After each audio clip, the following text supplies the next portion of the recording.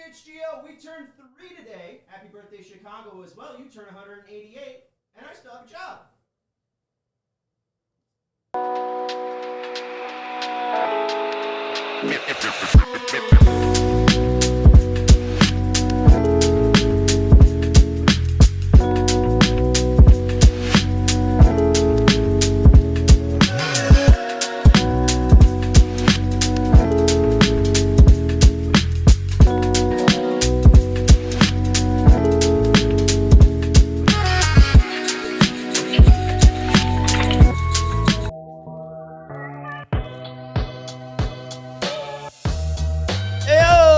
CHGO White Sox Podcast, coming to you live from Studio B of our CHGO offices here in the West Loop of Chicago. I'm your host, Sean Anderson, being produced today by our pal, Joey Christopoulos. Make sure you're hitting that like button and make sure you are subscribing to the CHGO Sports YouTube channel. Later on tonight, we got a Bull Show coming up. Peck and Dave are already here prepping for that show. We had a Blackhawk show earlier on today. We had a Cub show earlier on today, and an emergency pod for the Chicago Bears as they acquire a lineman from the Los Angeles Rams.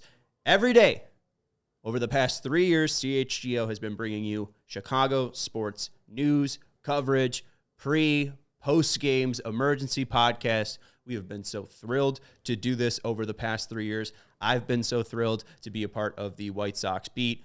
Obviously, it has not gone the way that we have all wanted. If you asked the White Sox beat back in 2022 what it would look like in 2025, we'd be talking about several AL Central championships, and there'd be two other voices. So obviously it's not the way that we've all wanted it to go, at least on the White Sox side, but there is still time to turn that tide. And if you do want to join the growing community that we have here at the CHGO diehard level, you can become an official member today. Become a diehard. Our typical $80 annual pass has been slashed to $34. I believe that is under $3 a day, or around $3 a day to sign up. And usually our best promos are around $4. So this is the best sale that we have ever given out, a limited time birthday offer for today and today only. And we have a really fun thing happening in our Discord. Last year, Herb did a thing where it was kind of pick to click for the lineups each and every day. Will the Scout, one of our own diehard members, on his own fruition, is trying to do this stock thing for White Sox players. Pretty much you're going to be trading White Sox players stock for this season. Shout out to Will for taking that on and taking on this brave endeavor. I don't know how it will turn out, but I'm very, very, very, very, very excited to see how it will play out. Will has something in mind, and he has some pretty detailed thoughts already put into our Discord. So I'm very excited to see how it turns out. I am, again, just very excited that we are here doing a CHGO White Sox podcast. We are going to be here for the 2025 season, and we are excited to be here for the 2025 season. I typically won't have 5 post-game shows for a week, but 3, I believe, is the goal that we're shooting for. And I will be here for those 3 days, covering those 3 games. Hopefully we get more wins than losses for post-game shows. I don't know if that's going to be the entire season, but since we're, only doing 3 a week, just got to go 2-1. It's not the craziest thing. Fingers crossed. But if you have any questions on CHGO, throw them in the comments. If you have any questions about the White Sox, throw them in the comments. On today's show, we're going to be talking about Colson Montgomery. I'm a little bit concerned about him.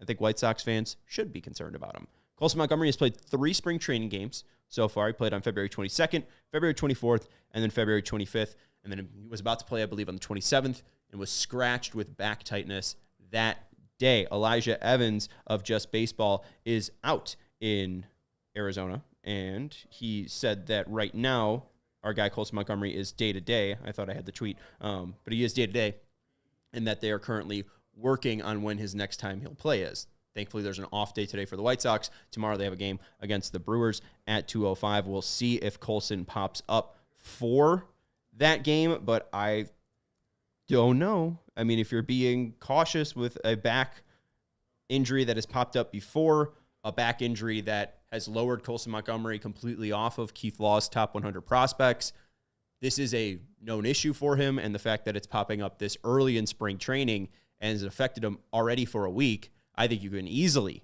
cross Colson Montgomery off as the starting day or opening day starting shortstop, because I felt like you needed to prove yourself in camp, Colson Montgomery, and I think he had seven at bats, 143 average, 143 on base percentage, 571 slug. We'll take the slugging.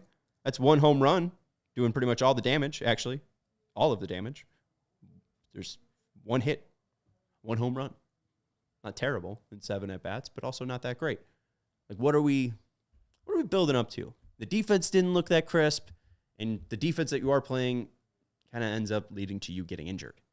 So I think you should be concerned about Colson Montgomery. I definitely think that if you are being like, hey, at least in 2025, I get to watch Colson Montgomery play baseball, maybe in August, maybe in June, but I think easily he is going to have to take his time, come up through AAA before he gets that chance at a major league level, because we're not even sure if he can stay healthy. Again, he hasn't played in a week, played 3 games of baseball. That's not good math. 3 days on, 7 days off? I'd love that work schedule, Joey.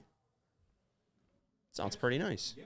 Yeah, just tough.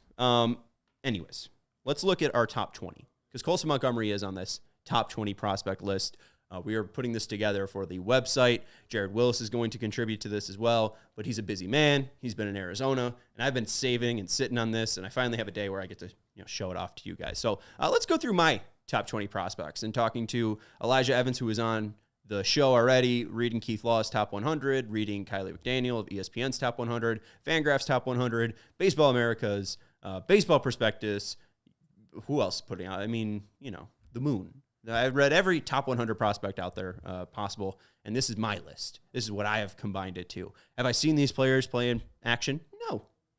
Have I seen these players live in person? No.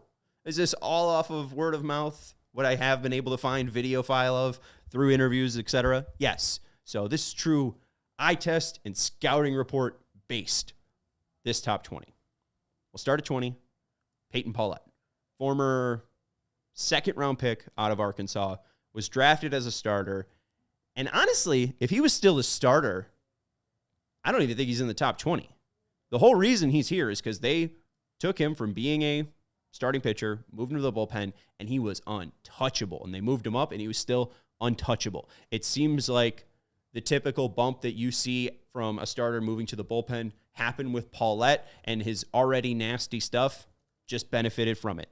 And relievers, we know that as long as it's nasty enough and you're inducing swing and misses, doesn't have to be in the zone. Just has to be enticing enough to swing it. I think Peyton Paulette has proven that he will be a major league arm. I don't know if he's going to be next level. I don't know if he's going to be closer level good. But I do think that he will be in a major league bullpen, probably for the Chicago White Sox, by 2026. I wouldn't even write it off. He looks really good this minor league season, that he's probably here, maybe even in July. There could be a possibility where he's the best arm in AA. Somebody goes down in the bullpen and they say, yeah, let's try out Peyton Paulette. I think he's got really great swing and miss stuff, and they're looking for swing and miss stuff so desperately that they signed Mike Clevenger to try to fill out that void. Yeah. Let's go to 19. We got Wikelman Gonzalez. I hope I am saying his name correctly. A part of the Garrett Crochet trade. I've been staring at his Baseball Reference, just trying and praying to get it right completely. Joey, what are you doing? Hit Command Z on that. What are you doing? No. Click the text box. Is that a teaser? And move the text box up. No, I'm live producing on the show. Just move the text. Don't change the size of the text box. What are you doing? Anyways, Wikelman Gonzalez, it seems like he's going to be a starter, and that's where his main value is. It doesn't seem like he's got great capital S stuff. It seems like he can probably throw 120 to 140 innings for you. Is it going to be a quality 120 and 140 innings? That we're still trying to figure out. I don't know if he's at a level to test himself against major league pitching, and the clock is kind of running out. That's why Boston is at the point where they need to trade him. So I like Wikelman because the fact that he might be a starter at some point, but also he was the fourth piece of a trade. It's nice that he's even in the top 20. 18, you got William Bergoya. His dad used to play. He was a part of the Tanner Banks trade. Tanner Banks for William Bergoya straight up. Let's pull back the curtain. A lot of talk about Riku Nishida.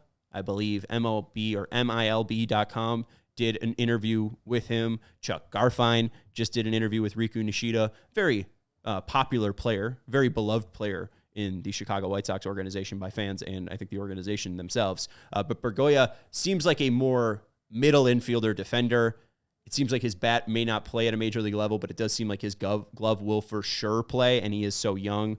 Nishida, if he could play second base, that's a possibility. He did a little bit at Canny in Birmingham.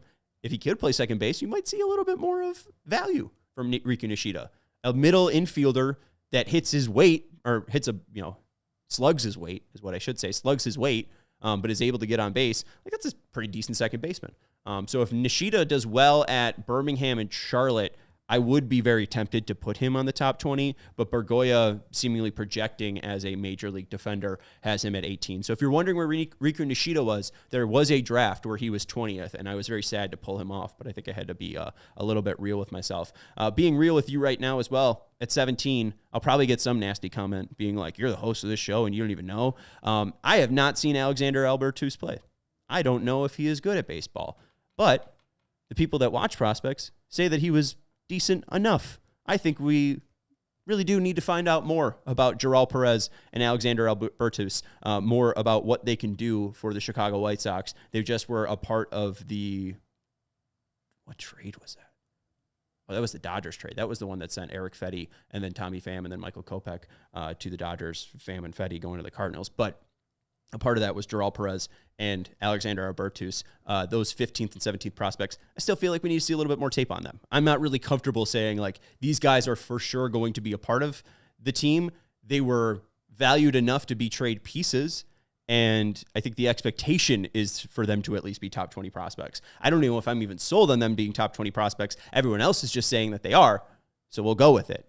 Someone who also told me that this player is good at 16, Aldrin Bautista, a beloved favorite of Elijah Evans, going to what Wikelman Gonzalez is, a starting pitcher. It seems like Aldrin Bautista is a starting pitcher, but a younger starting pitcher, and it seems like he does have a little bit more of an ability to get those swings and misses that a starting pitcher needs to get those clean outs, those clean innings. You don't have to rely on a White Sox defense that's terrible behind you, that if you give a dribbler that doesn't even make it out of the infield, but your defense can't pick it up behind you, that guy's not scoring if a double is gapped just because your defense couldn't pick up a ball. Aldrin Bautista seems like he has enough swing and miss to get around that stuff, so that is why he's at 16th, mainly because Elijah Evans told me so. All right. Appreciate everyone in the chat hanging out with us. We got Victor Von Doom giving us a little bit of emojis. We got Antonio wishing us a happy birthday. What's up, Southside Bum, as well.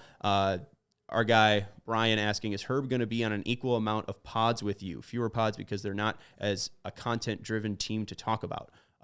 Herb is no longer part of CHGO. That was a tough reality we had to face in December with Vinny and Herb. So, no, Herb is no longer here. Let's go to 14 and 10, Joey. Let's do it. Okay, put it up. At 14, we have Caleb Bonnemer, a very unknown prospect. He was taken in the second round, and the fact that he's a shortstop just means he's inherently valuable. It's the most valuable position in all of baseball. He is 18 years old, and that's why he's in the top 15, is because he's a bat that has not proven himself as a failure. The White Sox don't have a ton of bats that have a true reputation. Caleb Bonnemer has not played enough baseball to ruin his reputation. A shortstop from Bloomfield, Michigan, I believe. Bonnemer is interesting because it seems like he is athletic enough to play the outfield if shortstop doesn't work out. But again, this is a player that at best will take the George Wolkow route and play at Kannapolis. Like, how much will we truly see of Caleb Bonnemer? It's the reason why you see such a discrepancy between Keith Law and Kiley McDaniel. Kiley McDaniel ranks the White Sox as the second best prospect system in all of baseball. Keith Law ranks it as 12. Why? Because there's such an, just kind of, I don't know about these batters. You can look at all these pitchers, and I could confidently say that, like, even Peyton Paulette at 20 will make a White Sox appearance in his career at some point. I have no idea if Caleb Bonnemer, Joral Perez, or Alexander Albertus will even sniff AAA, let alone the Chicago White Sox. So that's the reason why it's just kind of like, we have no idea how to truly properly rank this system because it's mainly all pitching. The reason why, it's mainly all pitching. All right, let's get into a break here on the CHGO White Sox podcast, and then we'll get into our top 13 prospects after that. We want to let you know about our friends over at Sunnyside. Our friends over at Sunnyside is the best place to get your cannabis here in Illinois. Our friends at Sunnyside Cannabis Dispensary are here to elevate your spring. Sunnyside is your home for judgment-free cannabis shopping. They have a crazy selection with over 100 different strains to choose from, with easy online ordering and in-store pickup. Wherever you are in Illinois, Sunnyside has a location for you. They have spots as far south as Champaign and as far north as South Beloit. So stop into the store nearest you for expert guidance from their staff or select from quality lines like Cresco or FloraCal. Head over to Sunnyside. I love any Simply Herb products. I love a Journeyman product, a very nice edible that's offered in a blueberry lemonade or a tropical lemonade over at Sunnyside. Go visit them, sunnyside.shop, for Bright Buys every day, including 50% off your first 3 online purchases. Enter promo code HICHGO at checkout to qualify. Exclusions apply. Sunnyside Cannabis Dispensary, Bright Buys every day, only for 21 plus or Illinois medical card holders. We also want to let you know about our friends over at Waymo. If you are down at Camelback Ranch and looking to get around the Phoenix area, check out our friends at Waymo. Download the app. See what it's like. It's autonomous. It's not driverless. It's autonomous. It's an autonomous ride-hailing service that operates in the Phoenix metro area. These cars are entirely driven by themselves using cameras, LiDAR, and radar. Over the past few years, their service has grown to serve a majority of the Phoenix Valley and provides a safer, more eco-friendly ride-hailing service for everyday consumers. And what they have found is Waymore is cheaper than the competitors. So if you are looking for a cheaper way around Phoenix, go check out our friends over at Waymo. Over 150,000 trips per week across San Francisco, Los Angeles, and Phoenix. They have proven that autonomous driving and ride-sharing hailing services have worked and are safe. So if you're heading out to Arizona for spring training, download the Waymo One app and get ready to experience the future. Zachary Hilborn with a very smart comment in the comments saying, "Whites suck." Never heard that before. It's pretty good. Joey, what do you think of that? You used to live in Hollywood. You're a comedian writer. Yeah, I think that could or whatever it's called. Yeah, trademarked. It's really funny, isn't it? It's really funny. I mean, hey. Test it. Put it out there. It's a good joke. Something that you should test out. Scan that QR code. Sign up to become a diehard today. It's our birthday offer. $34 for an annual pass. It's typically $80. You get a shirt when you sign up. You get access to our Die Hard Discord. You get exclusive content on ALLCITY.com, especially if you are an NFL draft fan. We have a ton of NFL draft exclusive coverage up on ALLCITY.com. So if you haven't become a Die Hard yet, level up your fandom. Become a Die Hard today. Scan that QR code. Join us for $34. Yeah, it's our Freddie Garcia deal. Oh, look at you. That is our Freddie Garcia deal. Oh, boy, I should pour all this water on me to You're not sweating enough I'm not. to promote the Freddie Garcia deal. Cold out. All right. I wasn't prepped for the sweat. Or the Gavin Floyd. Yeah, the Gavin Floyd. To be honest, I'm more of a Gavin Floyd than Freddie Garcia. Very fair. There's no... takes the ball every fifth day. No accent on my last name. There's no I with an accent like Freddie Garcia. All right, let's get into the 13 top prospects for the Chicago White Sox. My top 13 prospects for the Chicago White Sox. Jairo Iriarte is 13. I don't know if he's it, guys. Jairo was up here at the major league level last year, and he did all right at Birmingham, but I don't know if he's a starter. His mechanics don't seem that repeatable. He seems like he gets guys out, but I don't know if he can be dominant. I think if he's moved to a reliever, he could see that bump in stuff because the velocity will go up about 2 miles per hour typically when you move a starter to a reliever. But even then, I don't know if he can even throw strikes. I'm fairly concerned about Jairo Iriarte, and I think that's the main difference between him and the 12th prospect, Mason Adams. You could go and look at what Mason Adams just did in his last spring training outing. I think he threw 12 pitches, 9 of them were strikes. I mean, that's what he does. He's a starting pitcher who throws strikes.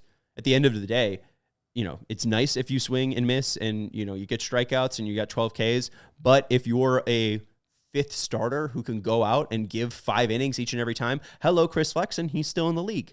Hello, Bryce Wilson, he's your 5th starter.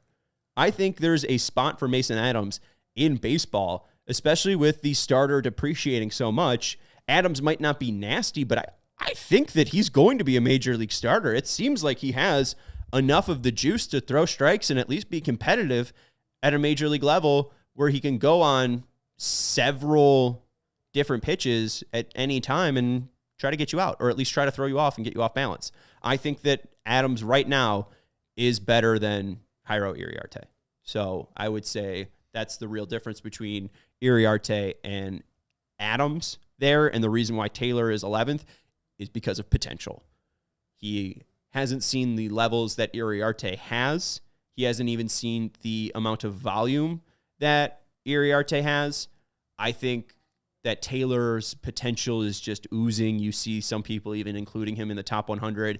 Looking at what he did at LSU with the 2022 year, I think he only had 4 starts where he went over 4 innings pitched. He had 4 starts at Kannapolis where he only had 4 innings pitched.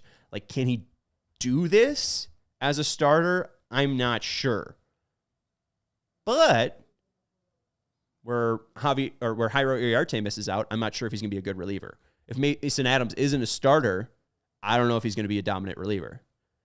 If Grant Taylor is a reliever, I feel like he's your closer of the future. Grant Taylor has capital P and then capital OTENTIAL, all capital potential. Very, very, very intriguing for Grant Taylor. I'm excited for him. That's why I have him above Adams and Iriarte, just because whether he's a starter or a closer, I think he's going to be disgusting. My question for you is, out of all the players that we just named through the top 20 so far, is Grant Taylor the one player that you think could rise the most in your prospect rankings as the season goes along, as it stands right now? Flash the other 15 and 20. I think it's a fair question. No. I think Bonnemer is probably the most that could jump because he's a bat. Bonnemer at 14 is the most that can jump, because if Taylor goes out and he starts throwing 5 innings consistently and can do that each and every time, he's probably going to jump. But if Bonnemer comes out as an 18-year-old playing shortstop and he's hitting bombs, I mean, he's probably going to be a top 5 prospect. That's intriguing. So there's just a lot of unknown with Bonnemer, where if he's way better than advertised, then yeah, he could probably make the biggest jump. But also, Grant Taylor is knocking on the door of being a top 100 prospect.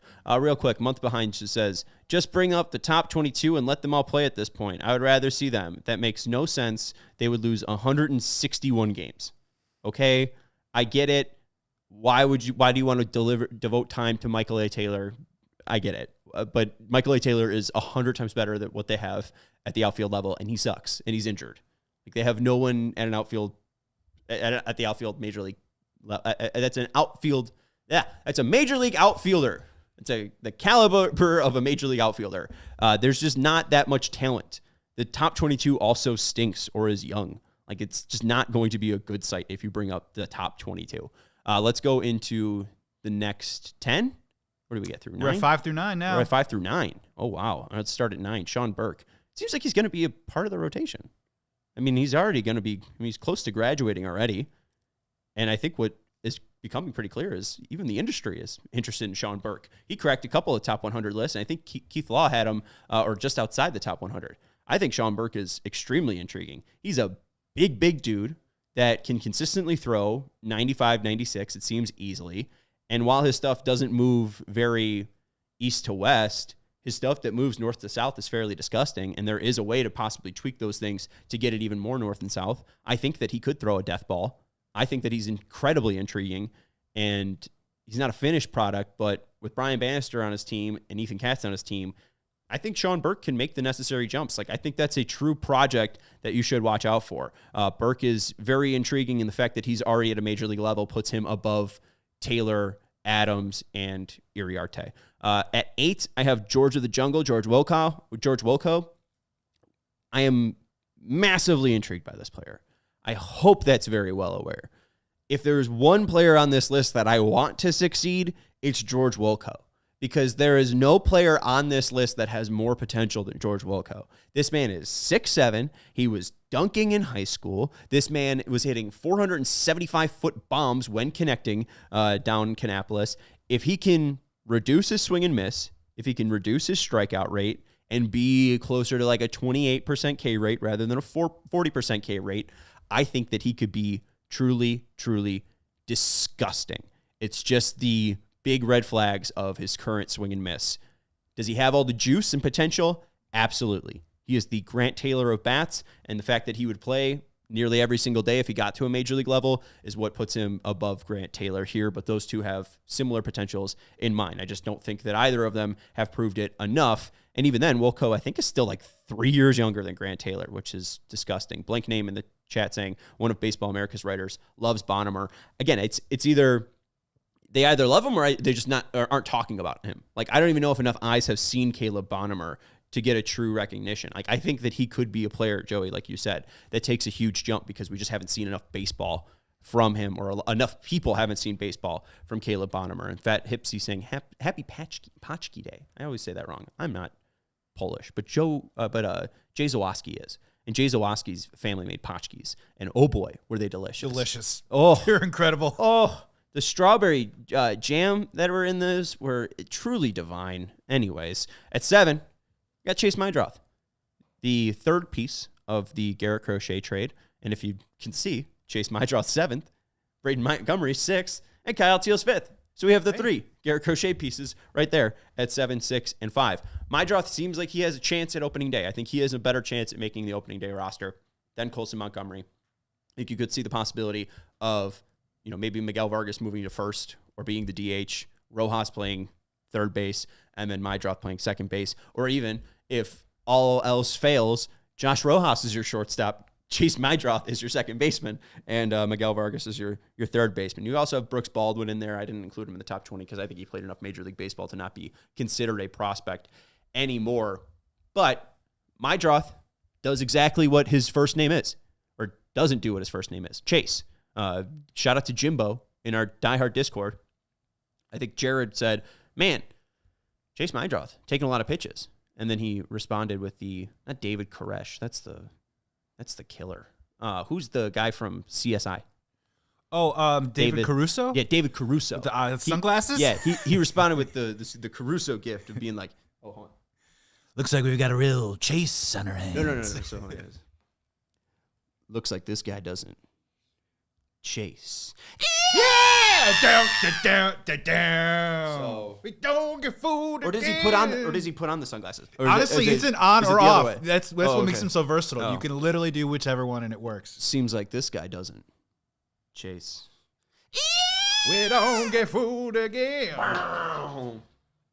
So Chase Meidroth, it seems like he's as advertised during spring training so far. He has not swung and missed, and it seems very exciting that we might have a Dustin Pedroia. And the only reason why I'm calling him Dustin Pedroia is because he's a short white kid from Boston.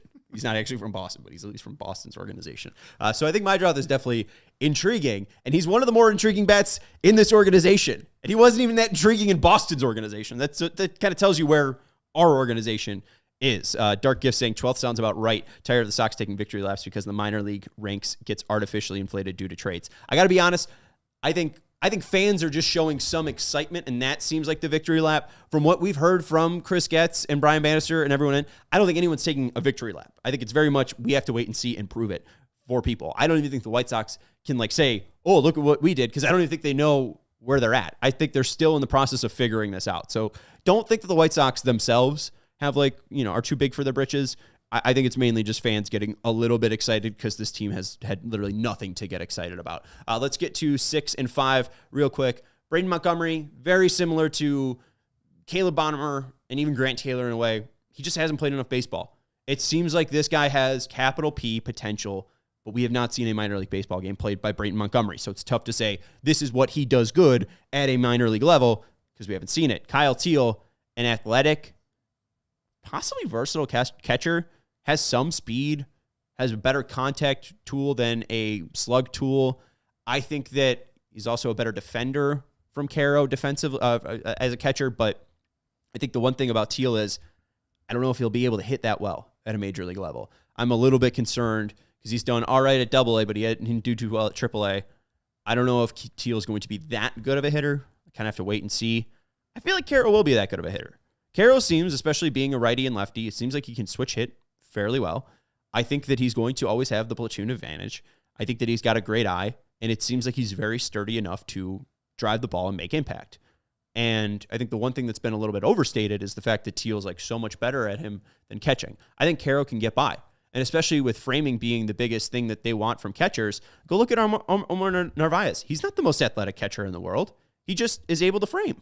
If Carroll could come in and frame and hit from like a 120 weighted runs created plus, 115 weighted runs created plus, he's going to be a very valuable catcher. I don't know if Teal's ever going to hit like 115 weighted runs created plus. I think, Teal maybe is more around league average, maybe even like 94 or 95. And then that way he's got, he's a positive player because of his defense. But I think Carroll right now is a better player. Third, I have Colson Montgomery. And honestly, this point, made this 2 weeks ago. I feel like I could probably put Colson down. I'm a little bit concerned about his back. It's been a week since he's played baseball. Again, 3 days on and then 7 days off. Doesn't sound like a good mix. And if he's not playing tomorrow, red flags and sirens will be going off. So that's really the whole thing. Colson's a shortstop, kind of, maybe, if we're lucky. And he seemingly is a very athletic one to where he can impact the ball, kind of, maybe, if he can even hit 95 miles per hour fastballs. Like, our third best prospect has probably the most question marks of any top 3 prospect in any organization. Just because, can he stay healthy?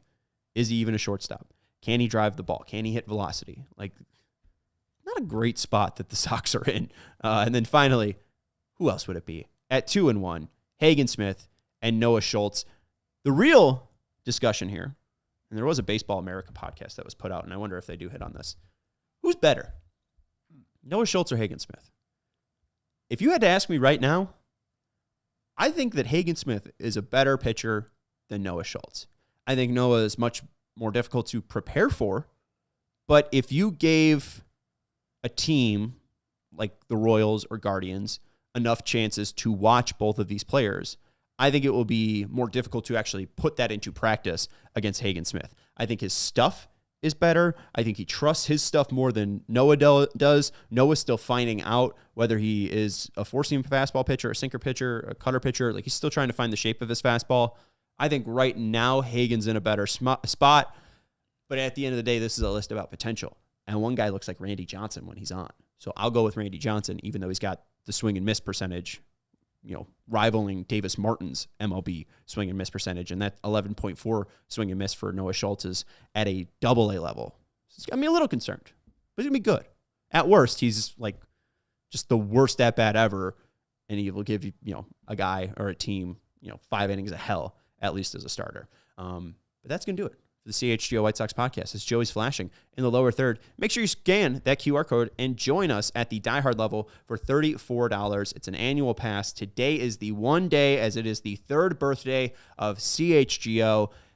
Level up your fandom. Head over to that QR code, allchgo.com/diehard. Sign up for that $34 annual pass. Thank you to Joey Christopoulos for producing the show. Thank you to everyone for hanging out with us in the chat. Hit that thumbs up button if you haven't already, and make sure you're subscribing to the CHGO Sports YouTube channel. Thanks for celebrating 3 years, and we'll be back on Thursday at 4 p.m. with another live show. We all silly like the mayor.